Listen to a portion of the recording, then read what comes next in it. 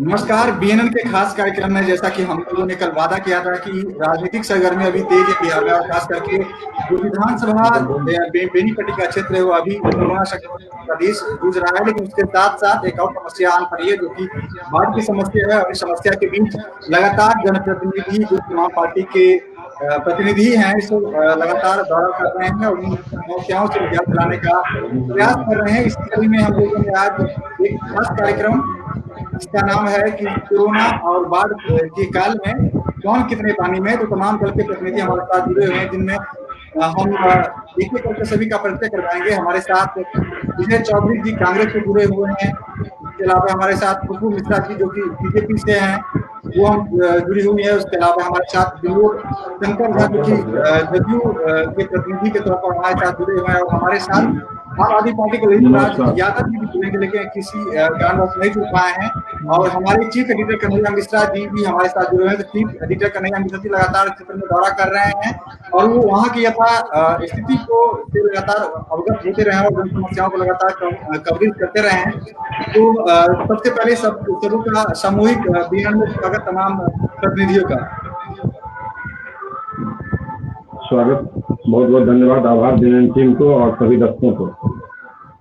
जी बहुत बहुत धन्यवाद आपके बीएनएन के टीम को, कन्हैया जी को, विजय विकास जी को, और प्रणाम कांग्रेस के विजय चौधरी जी जो जुड़े हैं, विनोद शंकर भैया, सभी को मैं प्रणाम करती हूँ।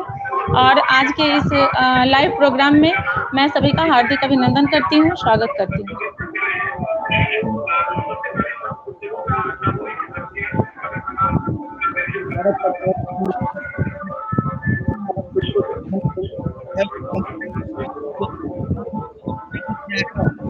विजय चौधरी जी आपका आवाज नहीं आ रहा है, शायद आपने हेडफोन या ईयरफोन लगाया हुआ है।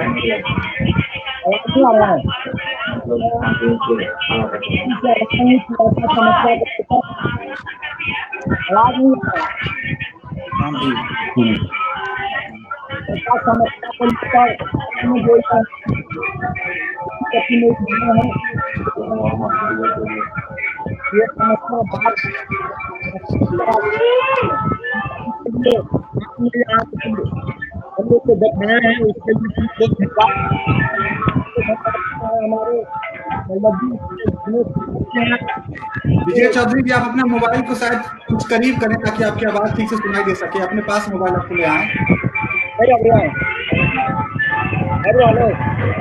नहीं ठीक आपका आवाज आ रहा है। हेलो जी आवाज आ रहा है आपका। सबको धन्यवाद, सबको धन्यवाद। समस्या पर जो है वार्ता करते हुए हमारे बजट में तक वाले बहुत बहुत धन्यवाद जी के धन्यवाद, शंकर जी के धन्यवाद जी बहुत बहुत धन्यवाद। तो सभी जनप्रतिनिधियों का, तमाम रिप्रेजेंटेटिव हैं अपने दलों का, सभी का परिचय हम लोगों ने जाना। और कन्हैया मिश्रा जी से हम आग्रह करेंगे कि आगे का जो हमारा कार्यक्रम है, जो सवाल जवाब का कार्यक्रम है, उसको आगे बढ़ाते हुए तो आगे ले जाएंगे। कन्हैया मिश्रा जी आप सभी पार्टी के नेताओं का स्वागत है बीएनएन के फेसबुक लाइव पर। खुशबू जी, मेरा पहला सवाल आपसे है, क्योंकि आप अभी बिहार में और केंद्र में आप सत्ता में हैं, और साथ ही साथ अभी आप उस जिला परिषद उस क्षेत्र से हैं जहां पर बाढ़ पूरी तरह से क्षेत्र को आगोश में लिया था। तो आप यह बताने का प्रयास करें कि क्या वाकई में उस क्षेत्र में लोगों को समस्याएं थी, और समस्याएं थी तो क्या क्या समस्याओं को आपने नज़दीकी से देखा?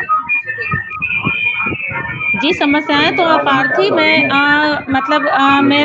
तो 3 बार देखी हूँ बाढ़, 2017 में, इसके बाद 2019 में, इसके बाद इस बार मैं एकदम करीब से मैंने बाढ़ को देखा है। जहाँ तक कि अगर बाढ़ की समस्या आप कह रहे हैं, तो बाढ़ की समस्या तो शुरू से रही है। बाढ़ पर किसी का नियंत्रण नहीं है, वो आपदा है और इसको हम रोक नहीं सकते हैं। लेकिन इस आपदा में जो देखने को मिला, खासकर हमारे बर्री पंचायत में, जो एकदम बिल्कुल पूर्ण रूपेण आवागमन ठप हो गया था। मतलब वहाँ से कहीं निकलने का कोई साधन नहीं था। आने जाने का सहारा केवल नाव था, जो नाव से लोग आते जाते थे। और मतलब वहाँ तो देखने को मिला कि मतलब जैसे पानी भी पीना अगर हो तो लोग नाव से ही जा रहे थे। बाढ़ तो बाढ़, इस बार बारिश भी आकर के सत्यानाश कर दिया है और बाढ़ और वर्षा दोनों मिलके बहुत परेशानी किया है।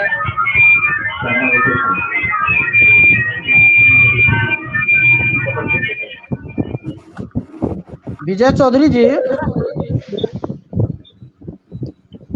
आप बसेट से आते हैं और आपकी विधायक कांग्रेस से निर्वाचित भावना जी लगातार क्षेत्र में थी। आप जरा बताएं दर्शकों को कि आपकी विधायक ने बाढ़ग्रस्त क्षेत्र के लोगों के लिए क्या किया इस आपदा की घड़ी में। हमारे माननीय विधायक जी ने कंटिन्यू कोरोना वायरस हो या बाढ़ जैसा दुखा हो, इस घड़ी में के जनता के साथ दुख के घड़ी में सदैव क्षेत्र में तत्पर रहती हैं। और आप लोग को जानकारी है, आप लोग रहते हैं, देखते हैं कि आज जो है तो माननीय विधायक की एक बैठक हुई थी जिला में द्वारा विधायक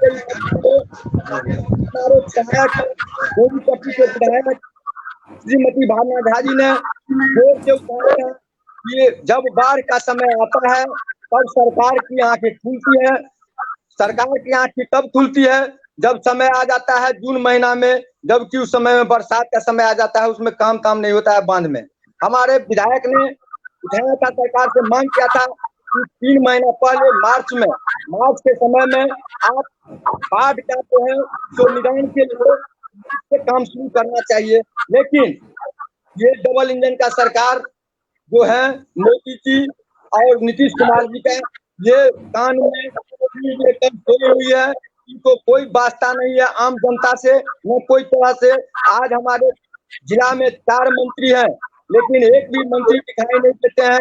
आप लोग को जानकारी होगा कि माननीय विधायक श्रीमती भावना जी क्षेत्र में मतलब कोरोना जैसा हो वायरस, बाढ़ जैसा के दूसरा घड़ी में जा करके लोगों को दुख सुख में बढ़ते हैं। और जो मदद उनसे होता है 2017 में हुआ, 2019 में हुआ, बाढ़ में आपने देखा होगा कि वहाँ पर 10-15 लाख रुपया अपना जेब से निकाल करके पन्नी किया, जो उनसे बच सका हम लोग ने बदमाश का काम की बात विजय जी 1 मिनट में रोकना चाहता हूं आपको। वर्ष 2019 में जब बाढ़ आई थी तो यही भावना जी एनडीआरएफ के बोट पर फोटो खिंचवा रही थी जगह जगह, और इस बार 2020 में बाढ़ आई और आज नदारत है। ये कैसे हुआ कि आप लगातार आपकी विधायक जो है क्षेत्र में मौजूद है? का काम हमारे भाजपा के लोग करते हैं, हमारे विधायक भी करते हैं, हमारे विधायक जनता के बीच में रहते हैं, आपको मालूम होगा। और कंटिन्यू आप भी हम लोग के संपर्क में रहते हैं, आप जानते हैं। और ये फोटो खिंचाने का काम भाजपा के लोग करते हैं, तो हमारे विधायक नहीं, जब हमारे विधायक विश्वास से विश्वास रखते हैं। ये अफवाहें, ये झूठी अफवाहें भाजपा के लोग फैलाते हैं, ये हम लोग का फैलाने का काम नहीं है। ये कांग्रेस का सोच जो है यह आम जनता के हित के लिए हम लोग आगे बढ़कर काम करते हैं। विनोद शंकर जी,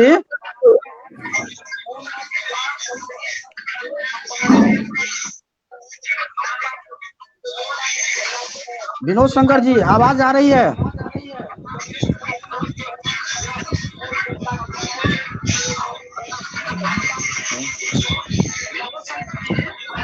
शायद कुछ विनोद शंकर जी, बिहार में आपदा मंत्री जदयू पीएचडी मंत्री विनोद नारायण जी बेनीपट्टी से पहले विधायक रह चुके हैं। जी शायद उनका हमारी आवाज नहीं पहुंच रही है। आवाज अगर आ रही है तो आप यह बताइए कि जदयू के कोटे से आपदा मंत्री हैं, मधुबनी जिले के हैं संजय जी। राजनीति भले ही कहीं से करते हो लेकिन वो भी मधुबनी जिले के हैं, जल संसाधन मंत्री है। क्या उन लोगों को बेनीपट्टी की परिस्थिति और स्थिति से वाकिफ नहीं कराया गया था पार्टी के द्वारा? क्या अब तक उहापोह की स्थिति थी? आप लोगों ने लगातार शुरुआत में ही जो है पूरे बधाई दे दिए कोई विनोद नारायण जी को भी बधाई देने में लगा है, कोई एमपी को बधाई देने में लगा है, कोई जदयू के शासन को बधाई देने में लगे, जबकि बाढ़ पीड़ितों की समस्या अभी भी बनी हुई है।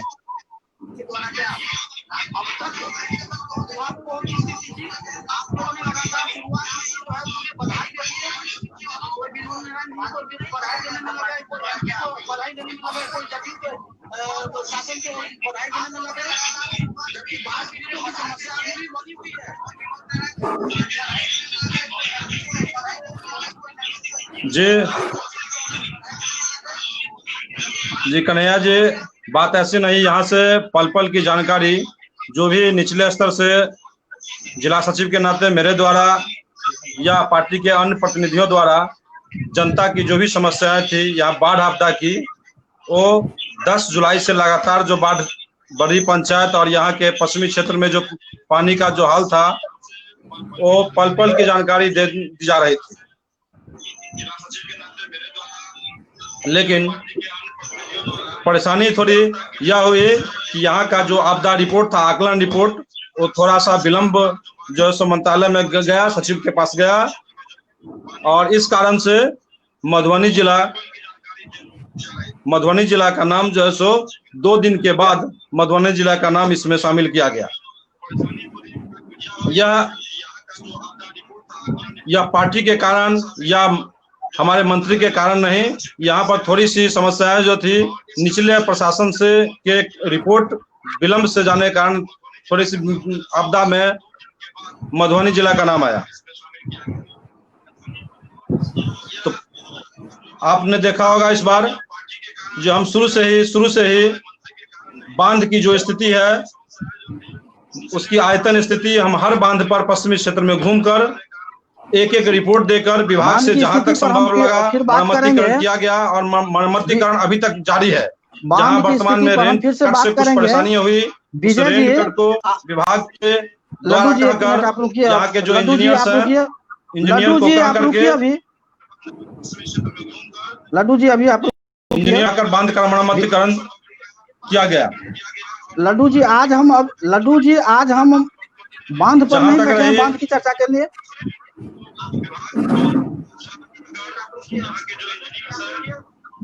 विजय जी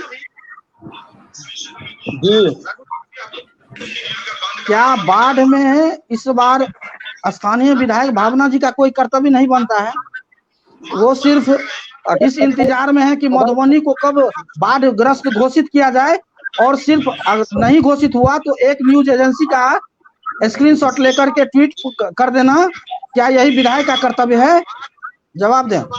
विधायक, हमारे माननीय विधायक जब से बाढ़ आई है तब जिला में और सरकार को चिट्ठी करके मधुबनी जिला को बाढ़ घोषित करने के लिए तत्पर हैं और देश की आवाज उठा रहे हैं। शायद आपको जानकारी होगा। और जहां तक सवाल उठता है कि क्षेत्र में जो विधायक हमारे आज जहां पश्चिम क्षेत्र में बाढ़ का जो माहौल है, उस जगह पर हम लोग भी गए, जहाँ पुल अभी बन रहा है, विधायक जी का देन है। जो अब माधोपुर विधायक जी का ही देन है, दूसरा का देन नहीं है। ये हम कहते हैं कि हम किए नहीं, लेकिन हम तो आज बनाते हैं। आज हम 100 बेड का पट्टी में किए हॉस्पिटल में अपने लेकिन ये बात हम कहना चाहते हैं भाजपा के लोग से कि आप जब बात नहीं हुआ, आपने प्रचार कर दिया कि हमने करवाया। माननीय मंत्री क्षेत्र में जनता के बीच में चेहरा दिखाने से नहीं आए हैं। आप समझते होंगे वो करवाएंगे तो सिर्फ अपने संबंधी को देकर पैसा कमाना है, उनको जनता से मतलब है। इसका जवाब हम लेते हैं खुशबू जी से। खुशबू जी जी हाँ बताइए। विजय जी का आरोप है कि बेनीपट्टी के पश्चिमी क्षेत्र में जो भी विकास हुआ है वो स्थानीय विधायक भावना जी के द्वारा किया गया है। और आप लोग सिर्फ क्रेडिट लेने के लिए आ जाती हैं। बताइए आपका क्या जवाब? जी मैं पूछना चाहती हूँ विजय चौधरी जी से कि आपदा का बैठक जो होता है जिला लेवल से, उसकी सदस्य माननीय विधायिका होती हैं, जबकि हम लोगों को कहीं खोजा नहीं जाता है। उसके बावजूद अगर ये यहाँ ब्लॉक स्तर से अगर होता है तो वहाँ भी माननीय विधायिका ही होती है, मुखिया होते हैं वहाँ के। हम लोगों को जिला परिषद को कहीं खोजा नहीं जाता है। मैं पूछना चाहती हूँ कि इससे पहले उन्होंने क्या किया? बाढ़ तो हर एक साल आती है, इस बार भी मानसून को देखते हुए हम लोगों ने 4 लेटर मेरे द्वारा लिखा गया है। मैंने पूछा था, ये बात मैं आपको भी बताई थी कि यहाँ मधुबनी में बेनीपट्टी में कितना नाव है, तो सीओ साहब के द्वारा बताया गया था कि 9 नाव है, जो कि मुझे झूठ रिपोर्ट दिया गया था। जो नाव वो क्षेत्र में दे दिए हैं, वो उस नाव के बारे में उन्होंने बताया था। क्या मैं पूछती हूँ विजय चौधरी जी से कि उनका ये कर्तव्य नहीं बनता है? यहाँ का जनता का हाल वो नहीं देखी हुई है? और दूसरी बात कि उन्होंने जो कहा फोटो खिंचवाने का काम, तो फोटो खिंचवाने का काम अगर भाजपा का नेता आज नहीं किया होता तो शायद ये बाढ़ग्रस्त घोषित भी नहीं होता। क्योंकि कोरोना को मद्देनजर रखते हुए कोई भी प्रशासनिक पदाधिकारी, आप भी क्षेत्र में हमेशा बने हुए थे कन्हैया जी, और हम लोग तो कंटिन्यू जा ही रहे थे, विनोद भैया भी जा रहे थे, तो हम लोग एक भी कहीं भी कोई भी प्रशासनिक पदाधिकारी हम लोगों को नजर नहीं आया कोरोना को देखते हुए। लेकिन जो यहाँ से रिपोर्ट जाना चाहिए वो रिपोर्ट नहीं जा रहा था। और रही बात मंत्री जी का, तो जो मंत्री जी का काम है मंत्रिमंडल में बैठ के जो काम करना, वो मंत्री जी कर रहे थे। विधायिका का काम है जो क्षेत्र में रहे। क्या विधायिका जो जहाँ जा रही थी, माननीय विधायिका महोदया का जो हमने फोटो देखा और आप भी देख रहे होंगे उनके सोशल मीडिया पर, क्या वो बाढ़ग्रस्त इलाका का फोटो है?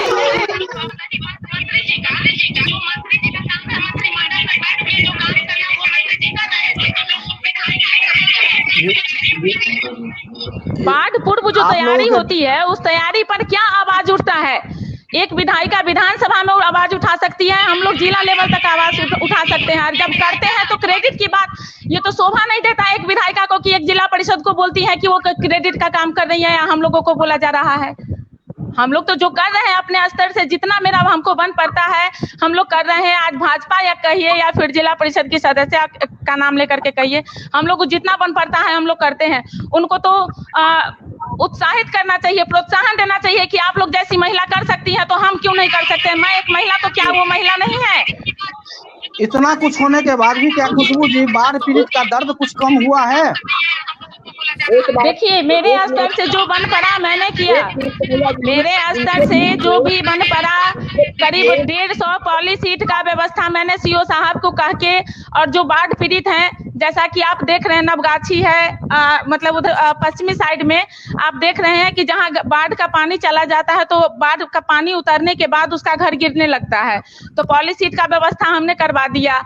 इसके बाद जो भी बन पड़ा हम लोगों से, इधर का नाव, उधर जैसे रसघट्टा में नाव पड़ा हुआ था, एक नाव था, क्या माननीय विधायिका का ये कर्तव्य नहीं बनता है कि जब जानते हैं हमारा जो ये क्षेत्र है बेनीपट्टी विधानसभा, वो हर हमेशा जब बाढ़ आती है तो बाढ़ से घिर जाती है, क्या वो बाढ़ से पूर्व उन्होंने तैयारी के दौरान वो बाढ़ ये नाव का डिमांड नहीं रख सकती है? वो नाव देख नहीं सकती है, जबकि हम लोगों को आपदा में कहीं खोजा नहीं जाता है। डिबेट में एक मिनट विजय जी, डिबेट में आम आदमी पार्टी के बेनीपट्टी विधानसभा प्रभारी ललित जी हमसे जुड़ गए हैं। मैं ललित जी का स्वागत करता हूं, और ललित जी से मेरा एक सवाल है। ललित जी, क्या आपको हमारी आवाज आ रही है? हाँ सर, सुन रहा हूँ। हाँ सर, सुन रहा हूँ, मेरी आवाज जा रही है? आपको ये नहीं? हाँ, ठीक है। बेनीपट्टी में ललित जी आप भी लगातार काम कर रहा है। जी सर। बेनीपट्टी के स्थानीय विधायक कांग्रेस के हैं? Yes sir. पूर्व विधायक बीजेपी के। क्या आपको ये नहीं लगता कि इन दोनों की नूरा कुश्ती में आकर के जनता की पीड़ा कोई कम नहीं कर रहा? मुझे इन लोग का नूरा कुश्ती, अभी तक ऐसा नहीं लगा कि नूरा कुश्ती है। मुझे ये लगा कि ये लोग 5 साल जो है सिर्फ कमाने के ये में लगे रहते हैं, बाद बाकी कुछ नहीं। इन लोग को ऐसा लगता है कि यदि 5 साल में कमा लूं, मैं इतना पैसा कमा लूं कि जब इलेक्शन आएगा तो मैं इन पैसों से जनता को खरीद कर वापस मैं विधायक बन जाऊंगा। मुझे ऐसा लगता है। आपकी पार्टी लगातार जो है जमीन खोज रही है बिहार में। जरूर सर। आप भी लगातार जनता के बीच जा रहे हैं। बाढ़ पीड़ितों को क्या समस्या ऐसा लगी कि जिसका निदान अभी तक नहीं हो रहा? क्यों नहीं अब तक बाढ़ के अस्थायी निदान के लिए प्रयास किया जा रहा है? सही, बहुत अच्छा प्रश्न है सर।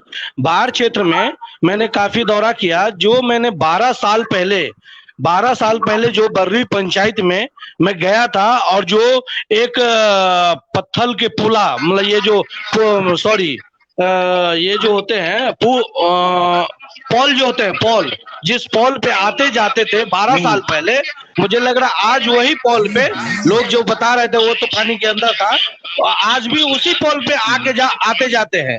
रास्ता कभी ऐसा लग रहा है कि उन लोग पे ध्यान नहीं दिया गया है। वो वापस टूटता है, उसको ईंटा और पत्थर से जो है फिर से दुरुस्त कर दिए जाते हैं, फिर अगले बार बाढ़ आती है फिर उसको तोड़ दिया जाता है।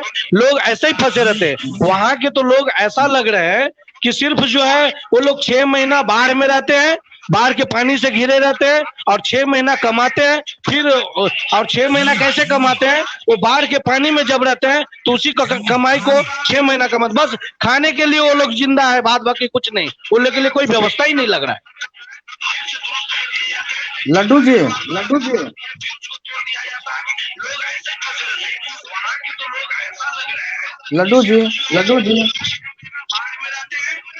शायद मेरी आवाज उन तक नहीं पहुंच पा रही है।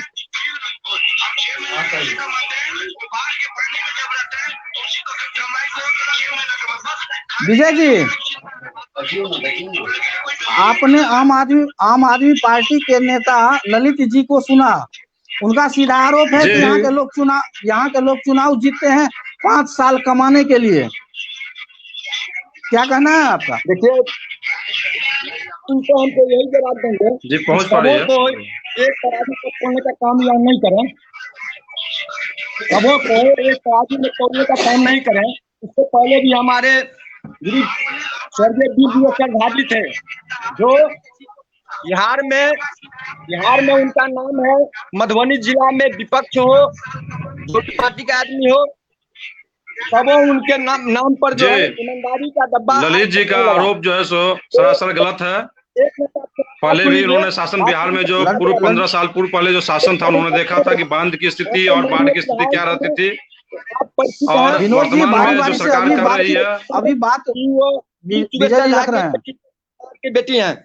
इसलिए हम कहेंगे ललित यादव जी को कि एक तराजू में तोलने का काम नहीं करें, कुछ समझ करके इसके बाद बोले तो क्षम है, और एक तराजू में तोलते हैं ये ठीक बात नहीं है। रही सवाल, हम खुशबू देवी को क्वेश्चन का जवाब देना चाहता हूं कि खुशबू देवी जी ने कहा है कि बैठक होता है बाद जिला में, तो हमको नहीं बुलाया जाता है। नहीं, हमने ये नहीं कहा कि हमें नहीं बुलाया जाता है। हम उसके मेंबर नहीं है। एक जिला परिषद की हैसियत से हम उसके मेंबर नहीं है। माइक मेरा ऑन किया जाए। नहीं बोले हैं, आप चुपचाप। माइक आपका ऑन है खुशबू? आप चुपचाप रहिए अभी। तो जहाँ तक सवाल है, जिला में जिलाधिकारी जी पूर्व बुलाए गए बैठक में हमारा ही विधायक ने कहा था कि आप अस्थायी निदान कीजिए, और दोनों से भी करके कहा था। मंत्री थे जो हम लोग ना जाते तो माननीय विधायक श्रीमती भावना जी ने जोर देकर कहा था कि आप जब समय आता है जून के महीना में तब आप बांध का काम करवाते हैं। ये खाना पूर्ति कराने के लिए, भ्रष्टाचार कराने के लिए सरकार इनकी है। 15 साल से क्या निगरानी करवाया है? आप बोल रहे हैं का सरकार है, क्या कर रहे हैं? बात जवाब दें, खुशबू जी आप विजय जी का जवाब देना चाहती हैं तो जवाब दें। क्या सुनिए, नहीं मैं ठीक से नहीं सुन पाई हूँ, अभी मैं कहीं और, एक बार और बोलिए, एक बार, सॉरी। सरकार में है, आपको दायित्व बनता है और आपको दायित्व बनता है कि हम काम करवावे, ये बांध का हो कराए। आप जून महीना में आता है काम कराने, करने के लिए। महान है आप महान है, आप महान है। एक जिला परिषद से अगर आप एक विधायिका का तुलना करते हैं, मैं आज खुश नसीब हूँ और आप महान है। जो विधायिका कर सकती है, जो माननीय विधायिका कर सकती है, वो जिला परिषद से अगर आप अपेक्षा रखते हैं, आप महान हैं।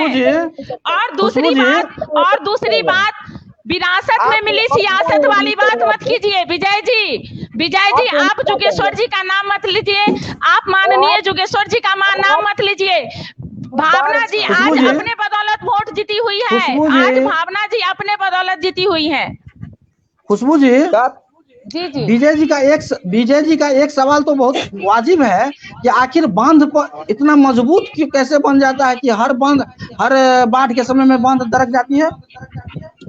इस सवाल का जवाब दिया जाए कि आखिर आप उसी क्षेत्र के जिला परिषद हैं, आप बहुत नजदीक से बांध के मरम्मत को देखती होंगी, आखिर बांध हर बाढ़ में क्यों ढह जाता है। देखिए, जैसा कि मुझे संवेदक से और इससे बात हुई, एसडीओ से, बाढ़ प्रमंडल झंझारपुर से मेरी बात लगातार हो रही थी, तो मैंने उनसे पहला क्वेश्चन किया था कि देखिए, आप सबसे पहली बात कि मैं आपदा की मेंबर नहीं हूँ। आपदा की मेंबर, मैं आपको फिर से बता दे रही हूँ कि आपदा की मेंबर विधायिका होती है। ये क्वेश्चन शायद अगर विधायिका महोदया होती तो आप उनसे करते। मुझे बस फोन पर जानकारी मिली थी कि जब पानी आता है तभी हम, विजय जी एक मिनट, मैं आपको डिस्टर्ब, अरे मंत्री देखिए, मंत्री जी का काम है मंत्रिमंडल में बैठना। अगर वो यहाँ आते हैं, वो जनता के वोट से मंत्री नहीं बने हुए हैं। विजय जी आप इस बात को समझिए और इस बात को मानिए और अपने आप जी मैं जवाब दे रही हूँ ना, बीच में विजय जी ये कर रहे हैं, डिस्टर्ब कर रहे हैं। जैसा कि मुझे मतलब बाढ़ प्रमंडल झंझारपुर से मेरी बात हुई थी और मैंने पूछा था कि जब बाढ़ आती है तभी आप लोग काम करने आते हैं, इससे पहले नहीं आते हैं, तो उन्होंने मुझे बताया था कि देखिए, बाढ़ पर हम कोई ऐसा काम नहीं कर सकते हैं क्योंकि बाढ़ में पता नहीं चलता है बांध पर कि पानी किधर से रिसाव हो रहा है। जब पानी आता है तभी हमें समझ में आता है। लेकिन आप इस बार देखे हैं, बांध कहीं नहीं टूटा है। बांध पर इस बार काम जो हुआ है, इसको जो कहिए, या तो बाढ़ लेट से आई है या 4 दिन का उन्हें समय मिला, और बांध कहीं नहीं टूटा है। लेकिन ये तो सही है कि लगातार पानी आता है, इसके बाद ही उसमें पता चलता है कि कहाँ रिसाव है और कहाँ दरक रहा है, कहाँ टूटेगा। लड्डू जी बांध की मजबूती क्यों नहीं करा पा रहे हैं आप लोग?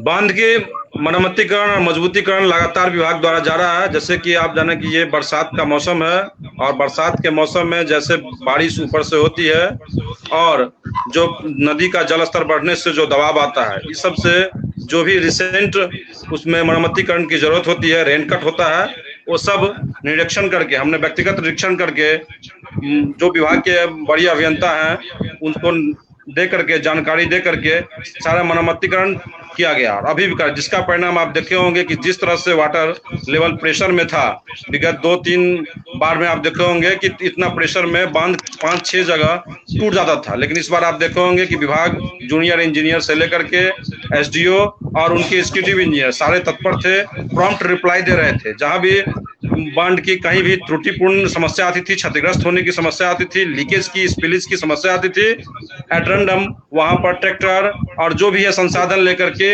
इवन रात में भी आप देखे होंगे रजौन में या पाली में भी ग्रामीणों द्वारा बचाया गया, वहां पर तुरंत संसाधन उपलब्ध कराया गया। तो आप इस तरह से एकदम जो आधार कहा सकता है कि विभाग तत्पर नहीं है या प्रशासन तत्पर नहीं, ऐसा नहीं है। यदि तत्पर नहीं होता तो बांध को रोका जाना, तटबंध अभी तक टूट गया होता। लेकिन विभाग तत्पर है और ग्रामीणों का सहयोग, आप लोगों का सहयोग और स्थानीय प्रतिनिधियों का सहयोग सूचना के माध्यम से मिल रहा है, जिस कारण जहां भी सूचनाएं आ रही है विभाग तुरंत तत्पर होकर के उस पर मरम्मतीकरण करा रहा है, मजबूतीकरण कर रहा है, और हम लोग भी कोऑर्डिनेशन कर रहे हैं। आप पत्रकारों के माध्यम से भी और सभी स्थानीय लोगों के माध्यम से भी जो कोऑर्डिनेशन भरपूर मिल रहा है, जिसके कारण अभी तक जो है सो बांध और अभी तक कोई क्षतिग्रस्त नहीं हुई है, उस तरह से कोई तटबंध टूटा नहीं है, और आगे भी अभी तक जहाँ उम्मीद है कि अगले 2 महीने संभावित बाढ़ का खतरा है और अभी तक नहीं टूटेगा। जैसा कि अब तक जानकारी मिली है कि प्रखंड के पश्चिमी के कुछ एक पंचायतों को बाढ़ग्रस्त माना गया है पूर्ण और अपूर्ण के रूप में, और अभी आप और खुशबू जी भाजपा और जदयू के नेता हैं, और विजय जी हमसे भी जुड़े हुए हैं, वो विधायक के काफी करीबी हैं और कांग्रेस के नेता है। तो मैं आप लोगों से यह अपेक्षा रखता हूं कि पूरे बेनीपट्टी के पूरे पश्चिमी पंचायत को जो है बाढ़ग्रस्त घोषित किया जाना चाहिए था, लेकिन नहीं हुआ। और आप लोगों ने जब घोषणा नहीं हुई थी उसी समय आप लोगों ने क्रेडिट देना शुरू कर दिया था, ऐसा क्यों लड्डू जी? देखिए, अभी तक किस बेनीपट्टी पश्चिम में जो बाढ़ आई, तटबंध के जो रहने वाले हैं, तटबंध के उत्तर में जो रहने वाले हैं, लगभग देखोगे जब पाली हो, बर्री हो, ये लोग काफी आपदाग्रस्त रहे हैं। लेकिन अभी किसको पूर्ण किया गया, घोषित किया गया, उसको कम किया गया, अभी कोई भी डाटा क्लेरिफिकेशन उससे सार्वजनिक रूप से तौर पर नहीं कहा गया है। हाँ, अभी जो नोडल अधिकारी है उनसे भी मेरी बातचीत लगातार चल रही है, और जो आकलन कर रहे हैं तो उन्होंने कहा कि इस हफ्ते भर 7 दिन का टाइम दिया गया, और 7 दिन में पूरी तरह से आकलन कर लेंगे कि किस पंचायत में कितना क्षति हुआ है, और उस क्षति का रिपोर्ट जो उस पंचायत को किया जाए, पंचायत को पूर्ण किया जाए। लेकिन स्वाभाविक और सर्वदृश्य बात है कि बर्री पंचायत, बिशनपुर पंचायत और शाहपुर के हथियारा पाली, ये सब पंचायत जो है सो काफी जो है आपदाग्रस्त हुए हैं, और इसी कारण हम लोगों ने और खुशबू जी ने और आप तमाम पत्रकारों ने भी लगातार दौरा किया, प्रकाशित खबरों के माध्यम से लोगों को जानकारी दी, और एबीपी न्यूज भी आकर के जो है सो दिखाई। तो सार्वभौमिक बात है उसमें और आपदाग्रस्त होने में हो गया, उसमें जो लाभ राहत हो, उस आपदाग्रस्त के बाद राहत हो, उसको देने में सरकार कहीं भी नहीं पीछे हटेगी। प्रशासनिक स्तर से बीएनएन पर है, पूरे सत्य रिपोर्ट करके आगे भेजा जाएगा, ताकि जो भी प्रभावित लोग हैं उस एक अंतिम प्रभावित लोगों तक भी सारी जो है सो राहत दिया जाए। खुशबू जी, क्या आपको ऐसा नहीं लगता कि आप उस क्षेत्र के 6 पंचायत को पूर्ण बाढ़ग्रस्त घोषित किया जा सकता था, क्योंकि किसानों के तो सारे के सारे फसल डूब गए? जी, उसके लिए बात हुई है, हमारे मंत्री जी से बात हुई थी, उसके लिए फसल क्षति लिया जाएगा। जी क्या उससे भरपाई हो सकेगी फसल क्षति का? देखिए, बाढ़ में अगर आप पूर्ण बाढ़ग्रस्त इलाका घोषित भी कर देते हैं तो जितना आज के समय में जितना क्षति हुआ है उसका भरपाई कर पाना नामुमकिन है, उससे कुछ नहीं होगा। लेकिन एक ये जो होता है कि चलो बाढ़ग्रस्त इलाका है तो इसको बाढ़ प्रभावित घोषित किया गया, फसल क्षति हुआ है या फिर जीआर की राशि दी जाती है, तो मतलब वो हो रहा है, अभी काम हो रहा है उस पे, जैसा कि भी लड्डू भैया भी बताए हैं कि ललित जी। हाँ सर, आप अभी बिहार में प्रवेश कर रहे हैं राजनीति में, आपकी क्या मांग है बाढ़ पीड़ितों को तो आप बहुत नजदीक से देखे हैं, उनकी समस्याओं को देखे हैं। बाढ़ पीड़ित के लिए जो मांग है मैंने देखा सर, जिन्होंने धान इतना मेहनत से लगाया था, तो के लिए क्या सोचा? मतलब जिनका फसल जो बर्बाद हुआ है उन लोग को मुआवजा मिलना चाहिए। कई घर ऐसे हैं जो फूस के उसमें गिर के पानी में जो है बह गया है, हाँ उन लोग को मुआवजा मिलना चाहिए। और अगली समय से ऐसा ध्यान रखना चाहिए कि जो अगला जो फिर सुखाड़ समय आता है तो जो भी विधायक हो उनको ऐसा मरम्मत करना चाहिए कि अगली बार में कम से कम वो रास्ता जो है न टूटे, वो बांध न टूटे, ऐसा मजबूती से काम होना चाहिए।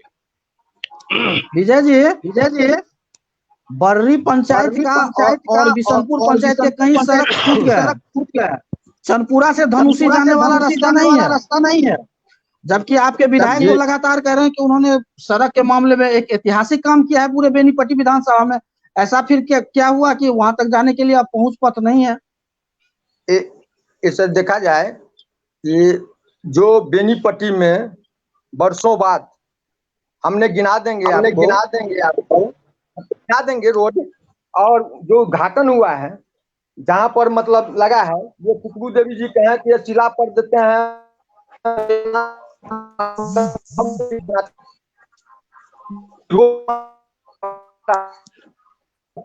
तो 12 करोड़ आज तक 12 करोड़ बना हम जो आप है। आप लोग आके देख लीजिए, आप कचरी पुल देख लीजिए, जो राशि के रूप में कुछ हम दे रहे हैं। इसके बाद हम गिना करके आपको हम देंगे, लिखित रूप से देंगे कि वर्षों के बाद इतना काम करने वाला विधायक आज तक न हुआ है न होगा। रहा सवाल ये बात से घोषित करने के लिए 6 पंचायत को तो हम लोग जी जान से लगे। विधायक जी हमारे बोले हैं कि हमको जी जान लेना, हड़ताल करना पड़ेगा, चक्का जाम करना पड़ेगा। तो हमने बाढ़ग्रस्त क्षेत्र 6 पंचायत को, बेनीपट्टी को खास करके हम करवाएंगे। जिस तरह से हमको चक्का जाम करना पड़े, सरकार के विरोध हमको जैसे करना पड़े, हम चक्का जाम करेंगे। और रहा सवाल किसान के लिए, किसान को हम उसको फसल का जो है, तो जैसे धान रोपे हैं, बहुत तरह गरीब सब है, उन लोगों को पैसा मिलना चाहिए। और जो बटीदार है, हमारे विधायक जी हमारे बोले हैं, जो बटीदार है, जो खेती करते हैं दूसरे मालिक को लेकर के, उनको भी मुआवजा मिलना चाहिए। इस मांग को लेकर अगर 10 दिन में सरकार अगर इस पर नहीं अमल किया तो हम लोग धरना प्रदर्शन देने का काम करेंगे विधायक जी के नेतृत्व में। क्या लड्डू जी ऐसी नौबत आएगी कि एक विधायक को जनता के मांग के लिए सड़क पर उतरना पड़े? जनता के मांग के लिए मीटिंग में कि बाद में बात करो, मीटिंग में मोबाइल पर। लड्डू जी क्या एक विधायक को जनता के समस्या के लिए सड़क पर आना उचित होगा? जी, आप सोच सकते हैं कि एक विधायिका को यदि सीधे जनता के लिए पड़े तो इससे ज्यादा हो सकती है, क्योंकि उन्हें जनता ने सदन में भेजा है और अपने सारी बातों को विधानसभा सचिव के माध्यम से और अनेक माध्यमों से सीधे उन्होंने प्रशासनिक अधिकारी से मिलकर के, जिला प्रशासन से मिलकर के, और वो अपनी बात को, अपनी जनता की समस्या को रख सकती है। इसमें कहीं भी उन्हें सड़क पर आने की मैं नहीं समझता हूं कि किसी तरह की जरूरत है।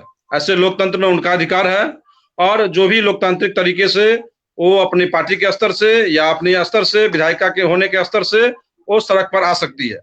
अब रही प्रश्न कि सड़क पर आने का क्या उद्देश्य है, जब सरकार ने स्पष्ट रूप से कह दिया है कि जो भी समस्याएं हैं, बाढ़ आपदाग्रस्त में जो खेती का नुकसान हुआ है किसानों को, वो हर अंतिम व्यक्ति तक पहुंचकर और आदेश दे दिया गया है, जिसको आपदा विभाग द्वारा आदेश वो सार्वजनिक रूप से जारी कर दिया गया है और वह आदेश से आकलन किया जा रहा है। कृषि समन्वयक द्वारा और कृषि प्राधिकारी द्वारा आदेश को सबमिट किया जा रहा है, जिला प्रशासन को सबमिट किया जा रहा है, ताकि अग्रतर कार्रवाई जल्द किया हो सके।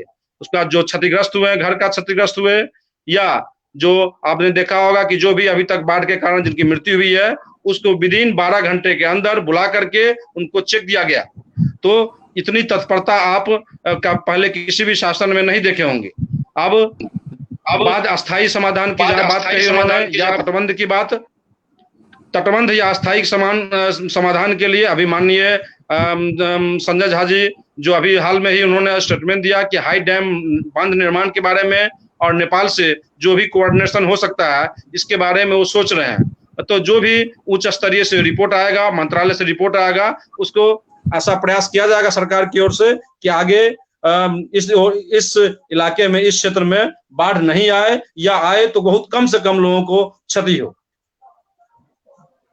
ललित जी कन्हैया जी, राष्ट्रीय जनता दल 15 वर्षों तक बिहार में शासन किया और पिछले 15 टर्म से नीतीश कुमार अभी शासन में। क्या आपको नहीं लगता कि अब भी कम से कम बाढ़ का स्थायी निदान हो जाना चाहिए था? मुझे लग रहा है सर, ये लोग जो काम होना चाहिए, अपना बिहार जो है पूरे हिंदुस्तान में भ्रष्टाचार पे नंबर 1 है। तो जब तक भ्रष्टाचार यहाँ पे रहेगी तो ये बाढ़ का निदान होगा कैसे? पैसा तो आता है, लेकिन यहाँ पता चलता है कि जहाँ 100% में 60% यहाँ दलाली में चला जाता है, 20% बचाने के लिए कोई 40% आपको घूस में बांट देते हैं, तो यहाँ कैसे होगा? निदान कैसे होगा? 40% में कहाँ तक होगा? 40% में वो जहाँ बालू देना होता है, जो रेत नदी वाली रेत होना होता है, वो खेत वाला रेत डाल के सड़क बनाया जाता है, वो रास्ता बनाया जाता है, तो कैसे टिकेगा? फिर से वापस 1 साल क्या 6 महीना में वैसे वापस हो जाता है, तो कैसे आपको ये रहेगा रास्ता? निदान कैसे होगा? अभी क्या देख रहा है? आक्रोश है, आक्रोश है, बहुत ज्यादा आक्रोश है, बहुत ज्यादा लोगों का आक्रोश सुनते हैं, और आक्रोश आगे कहां तक ये होगा वो तो बाद में पता चलता है। आक्रोश तो हर बार देखता हूं रहता है, लेकिन पता नहीं कहां विलीन हो जाता है वापस चुनाव के समय। अभी भी कोरोना चल रहा है विजय जी, क्या सही होगा ऐसे में बिहार विधानसभा चुनाव होना? देखिए, ये तो चुनाव आयोग का काम है, ये मेरा काम नहीं है कि विधानसभा चुनाव समय पर होगा क्या होगा, ये तो चुनाव आयोग का काम है। हम एक कार्यकर्ता हैं कांग्रेस के, उस पर हम बात नहीं कर सकते हैं कि ये चुनाव समय पर होगा कि नहीं होगा, लेकिन जिस जो पोजीशन है उसमें चुनाव नहीं होना चाहिए, जो समय अभी चल रहा है हमारे देश में। जब एक बात आपको मतलब समझना होगा कि जब 500-700 देश में कोरोना संक्रमित था लोग, तब लॉकडाउन मोदी जी ने लॉकडाउन सख्ती से पालन करवाया, और इसके बाद जब 5 लाख पर पहुंच गया, तो इसके बाद इनके गलत नीति से, गलत सोच के सर से इनका जो है काम जो किए लॉकडाउन का, वह जितने भी हमारे गरीब प्रवासी मजदूर थे जो रोड पर भटक रहे थे, उस समय में ट्रेन बस को बंद करवा दिए। आज 15 लाख पहुंच गया है, तो ट्रेन बस को चालू करते हैं। यही सोच नरेंद्र मोदी को दिखाता है देश के लिए। ये कोरोना के में ये क्या कर रहे हैं, ये आप लोग से छुपा हुई बात नहीं है। तो आज जो है जो सख्ती से होना चाहिए, वह 500-700 शुरू में कर करके उस सख्ती समय में थाली, और ये भाजपा के लोग थाली और घंटी बनाने के लिए जनता को छोड़ दिए, और जनता को जो है सो अभी कोई इनको नहीं है कि जनता को छोड़ दिए हुए हैं कि तुम जहाँ जाओ, न कहीं हॉस्पिटल में कहीं जगह है, न कुछ तरह का बात है, न कुछ है। ये लोग उनको अपना ऐश मौज और इनको सरकार बनाने का चिंता है, विधायक खरीदने का चिंता है। इनको कोरोना जैसा वायरस से कोई मतलब नहीं है, इनको सिर्फ पैसा। और आज विनोद शंकर जी से मैं पूछना चाहता हूँ कि आज ओलावृष्टि हुआ था, कितना घर जो है सो गरीब का एस्बेस्टर वाला घर चूर चूर हो गया, कितने आदमी को पैसा मिला मुआवजा, हमको विनोद शंकर जी बता दें। और अगर ये फसल में हुआ 3,300 रुपया किसान को मिला, आ गया 3,000, ये किसी सरकार है भाई? बात करते हैं सरकार 15 इसके लोग ऐसे कर रहे हैं। आप सामने बात जो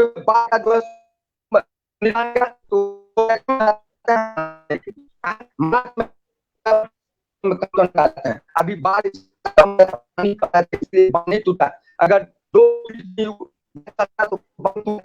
आपको खुद आपको है। ये लोग बोलते हैं इतना भ्रष्टाचार, कोई भी इंदिरा 20,000 रुपया दे दीजिए, एक चीज बनाने दीजिए, हर चीज में भ्रष्टाचार इनकी सरकार है। भ्रष्टाचार मिटाने कार्यक्रम के अंतिम आज तक ये क्षण पर आ गए हैं, और मेरा अंतिम सवाल होगा खुशबू जी से। खुशबू जी, क्या वाकई में लॉकडाउन लगाने में केंद्र सरकार ने, क्या लॉकडाउन लगाने में केंद्र सरकार सही में देर कर दिया? क्या कहना चाहेंगे आप? जी नहीं, जो हुआ समय से हुआ। जी नहीं, जो हुआ समय से हुआ। जब लॉकडाउन लगा था तो इन्हीं लोगों के द्वारा बोला जा रहा था कि सब मर रहा है, जो यहाँ से दिल्ली गया, बम्बे गया, सब मर रहा है, सबको बुला लो। और जब यहाँ बुलाया गया तो फिर यहाँ जब कहर जारी हुआ तो फिर इन लोगों ने तांडव मचा दिया और इन्हीं लोगों के कारण बुलाया गया था। आज के समय में आप देख रहे हैं कि जिस समय बेनीपट्टी में एक भी कोरोना पॉजिटिव नहीं निकल रहा था, उस समय लोग लॉकडाउन को फॉलो कर रहे थे, लेकिन आज के डेट में आप देखिए कि लोग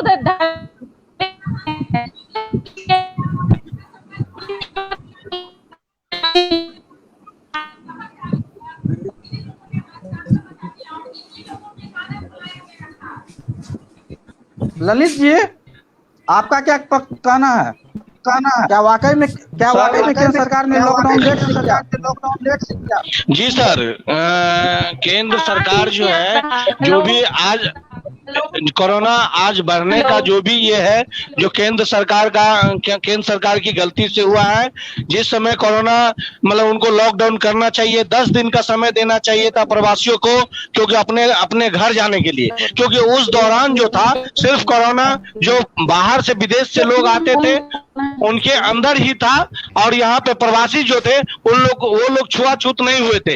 लेकिन लॉकडाउन कर देने की वजह से, अचानक लॉकडाउन कर देने की वजह से प्रवासी सब भी छुआछूत हुए और उसके वजह से हर जगह जो है कोरोना फैल गया। तो लॉकडाउन में आखिर दिल्ली से बिहार और यूपी के मजदूरों को बाहर कौन किया? बाहर तो जब जरूरत पड़ा तब किया, लेकिन उससे पहले जो है बाहर करना स्टार्टिंग में, शुरुआत में ही करना जरूरी था, तो इतना नहीं फैल पाता। जब फैल गया तब जाके मजदूर परेशान हो गए, सब चाहे कि मैं अपने घर कैसे जाऊं, मैं अपने माँ बाप के पास कैसे जाऊं, मैं अपने बच्चे के पास कैसे जाऊं। वो लोग जहां थोड़ा भी सोर्स मिलता था वो लोग इकट्ठे हो जाते थे, तो उन लोग को परेशानी देखते हुए उन लोग ने मतलब ऐसा छूट दिया कि अब आप लोग जा सकते हो, और इसी दौरान जो है पूरे बिहार में कोरोना फैल गया। तो आप सभी का बहुत बहुत धन्यवाद। फिर हम डिस्कनेक्ट हो रहे हैं, शायद अपने बातों को खत्म नहीं कर पाए। तो अगर तीनों चीज अगर इस तरह का सवाल जवाब जा रहे हैं या कुछ बाकी होता यहाँ पर।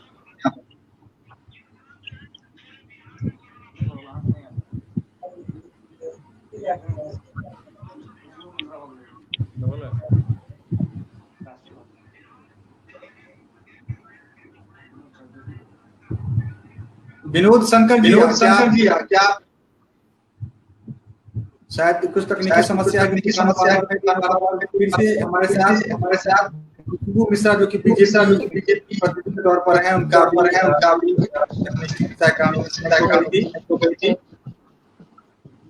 बजे।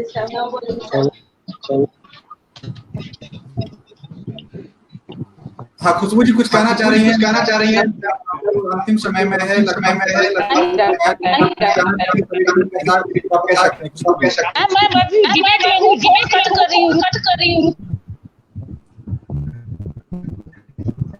खुशबू जी अगर आप कुछ कहना चाह रही हैं तो कह सकती हैं।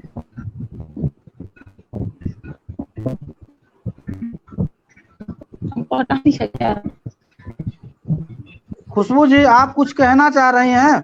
कार्यक्रम अब अंतिम क्षण में आ गया है, जितना जल्दी बोल सकती है तो बोल दे। क्या दे रहा है? हाँ विजय जी बोलिए।